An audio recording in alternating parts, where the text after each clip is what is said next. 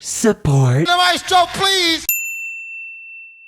Hopefully everyone had a good Halloween, and hopefully everyone watched that pop analysis episode I uploaded yesterday. This'll be for the week of October 29th, 2019. On this day in music back in 1969, the Beatles' Abbey Road went #1 in the United States, and stayed there for the next 11 weeks.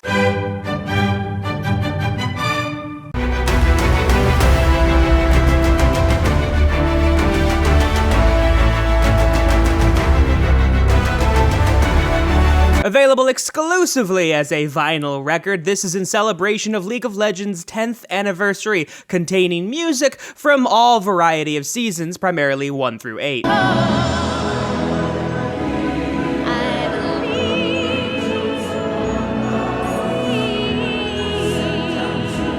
Another album by the now just Tabernacle Choir. The special thing about this release is it features a special guest, one Kristen Chenoweth, mostly known for her work in musical theater. Light a new dawn, I'll set it to song.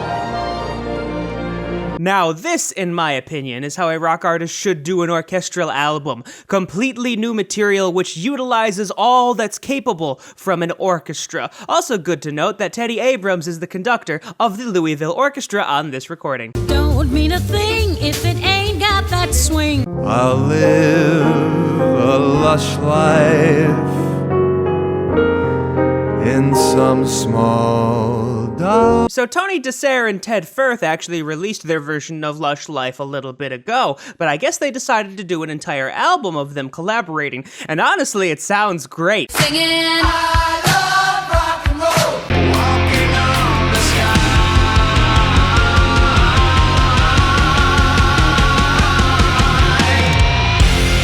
They used a bit of a different compositional method than their previous albums. Mark Tremonti has said that they tried to go for more of an old-school synthwave sound, focusing on loops that either Tremonti made himself or that he simply found online. So if this alter bridge drop sounds a little bit different from the ones you're used to, that would most certainly be why. And in my opinion, I think it worked all pretty well. It's bigger than hip-hop, hip-hop. Well, we do have a number of R&B and hip-hop albums that are doing very well right now, so I guess they're just simply not allowing anything new into the top 5 because of it.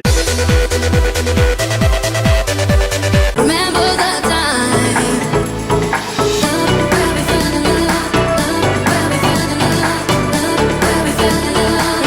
The debut studio album of GRYFFIN, and we did get a tease of it when he released his EP, Gravity Part 1, which can be seen as a prelude to this album. It's always nice to see a DJ go from remixing to their own original material, especially when it does this well, and well enough to actually make a change in the EDM charts. And now I need some help from the maestro, please! You need to calm down. You're being too loud. And would you look what worked its way back up here. Maybe if it's up here next week, I'll start doing some fun facts about the album. If I love you, then I need ya. I fuck with you like Martin fuck with Gina. We family like we Venus and Serena. Let's go get married like we thank God in Kanisha. Don't give a fuck. It's nice to see that KIRK has some staying power in the top 5. I do remember Baby on Baby getting up into the top 5, but it did not stay there for very long. So the fact that this is being up here for so long is quite an accomplishment for him. Am I really that much to handle? Breaking these niggas down like an ammo.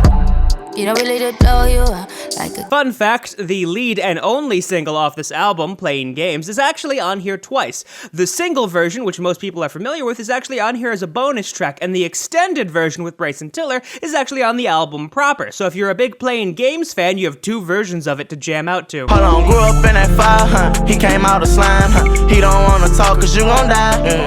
Motherfucker come behind, cause bitch we slang a 9. Take his ass up top like... Interesting thing I noticed, typically when an album goes #1 in the US, it charts well in many other countries. However, despite being #1 in the US, it only got to number 11 in Canada and number 84 in the UK and charted nowhere else. I guess the US is really the only country that's vibing with this release. Yeah, Hollywood is bleeding, but we call it home. Outside the winter. Despite having gone 2 times platinum in Canada, it has yet to get a certification yet in the US. This actually spurred me to look at the rest of Post Malone's discography, and I noticed some just fun facts that I'd like to share with you now. If you remember Congratulations from his album Stoney 2 albums ago, it just got platinum this month, and Sunflower from the Spider-Man movie went platinum just last week. Now you can start working on your Thanksgiving playlists. Oh, let's be real, everyone's just gonna do Christmas music anyway. And now I need some help on the maestro, please. Maestro.